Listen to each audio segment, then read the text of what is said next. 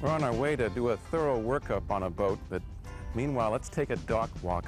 You can get a lot of practice at inspecting rigs if you just stop and look at the boats you pass on the way to yours. Right here, for instance, this looks fair enough, but this is a jib stay, and the jib will deflect this stay laterally and fore and aft. This turnbuckle is going to be pushed that way when the load of the sail is on it, and it can't pivot that way. So it wants to hang up at this stem fitting and go wearing out the metal of this tang and or wearing out the metal of the swedge and thus the wire it's all attached to. A really crucial place to have at least one toggle is on any stay that you have a sail hanked to. It's even better if, in addition to a toggle here, you have one up here and another one at the upper end of the stay where it attaches to the mast. That would clean this right up. For a slightly different problem, we'll go to the boat next door. This jib stay is toggled. This can pivot this direction and that direction. However, the cotter pin that holds the clevis pin, that holds the jib stay, is not spread. Now right now it can't fall out, but under sail, this clevis will slowly rotate just a little at a time until this cotter is upside down, at which point it will probably come out all on its own. So, continuing on our jib stay theme, there's something missing right here. No turnbuckle on this jib stay. I think that's a good thing, except on racing boats where you really have to play with mast location for different points of sail and amounts of wind. It really makes more sense to just cut the jib stay to the right length and make any adjustments in tension and mast shape with the back stay. You save yourself the cost and vulnerability and bother of another turnbuckle. Now maybe this isn't as clean an installation as you can get. There's no toggling action here, for instance, but the principle is really sound. Up here we have a spinnaker halyard. You can only put a line to work by attaching it to something else and then pulling on it. The means you choose of attaching, it depends on the job you want to do. Whoever did this, they wanted a compact, strong, clean attachment method. Maybe they figured a bowline was too bulky, took up too much room. Maybe they didn't know how to splice this stuff. Who knows why, but they ended up doing this seizing, a round seizing with frapping turns, these tightening turns on the face. And done right, it's a really strong terminal, but in this light sail twine, it's quite vulnerable and fragile. This stuff will wear out in the sunlight a lot faster than this thick rope will. It's very easy to cut it. You know, you cut a couple of strands of that and the thing loses essentially all its structural integrity. They'd have been a lot better off putting a hitch there at least.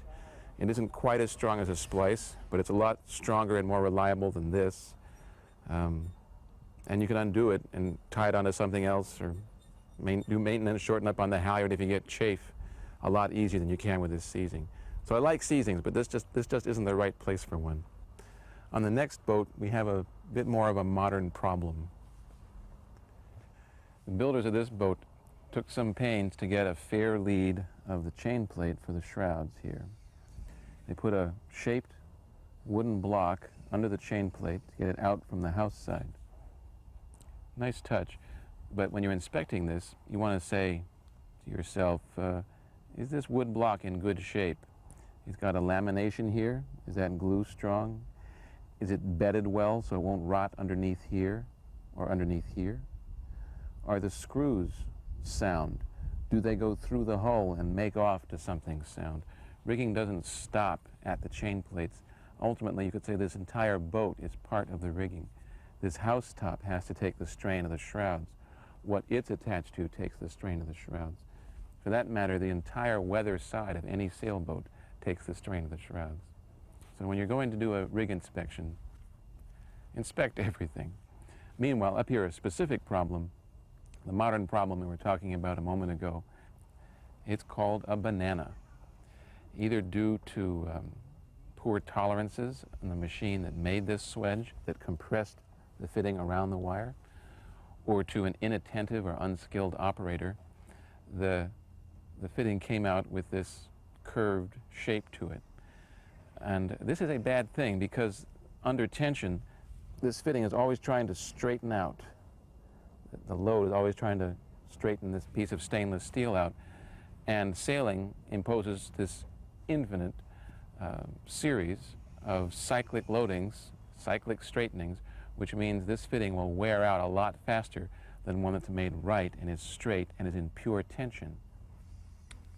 I see a couple of boats across the way that'll give us some good examples and bad examples about spreaders. It's good example, bad example time. The vessel on the left has spreaders that droop, which is first of all unsightly. I mean, a large part of the reason you have a yacht in the first place is to be around a thing of beauty, and these just look dowdy and frumpy. But worse than that, they're structurally inadequate. Because they are hanging down so low, the force of the shrouds wants to push the tip of the spreader down. So the spreader takes a heavier load than it needs to, than if it were angled up, like on the boat on the right. These spreaders, roughly at least, bisect the angle formed by the shrouds passing over them. They function as pure compression members, as the force is only coming in straight along the line of the spreaders to the mast. Those spreaders can be lighter for the same load because they're not trying to fight any kind of downward buckling push. Another good thing about the spreaders on the right is they have those cute little booties on the outboard ends.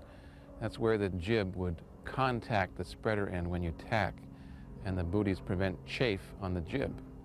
The spreaders on the left, again, have no such protection, and you can bet that the sail will wear out a lot faster. One other thing here, these spreaders are just too long.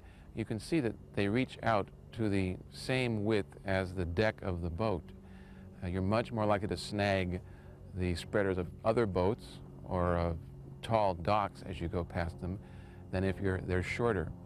An easy rule of thumb to remember, the length of the spreader needs only to be about 1/5 of the length from the spreaders to the masthead in order to get an acceptable staying angle at the masthead. And these look like they're closer to half. One of the most frequent, annoying, expensive, dangerous problems you can have aboard with a roller furling unit is called a halyard wrap. Ordinarily the sail wraps around a foil. The foil rotates, the sail rolls up. But if you get a little slack in the halyard, or if the swivel at the upper end is corroded, the halyard can wrap around the foil. If that happens, the halyard will damage itself, damage the foil, damage the swivel, and it's always preventable. Mast number 1. The swivel is up pretty close to the masthead, which is a good thing because that means there's that much less halyard to get wrapped around the stay. It's that much less likely to happen. However, you can see that the halyard is parallel, roughly, to the stay. That means that if a wrap can happen, it's most likely to. It's better if the halyard forms a wide angle, like 15 degrees, say, with the stay, so that even if you get slack in the halyard, it doesn't want to jump around the foil. In order to get a wider angle on this halyard, you could lower the attachment point, which would shorten your luff length, and add a turning block on the face of the mast, which would deflect the lead of the halyard away from the foil. Boat number 2, things are worse.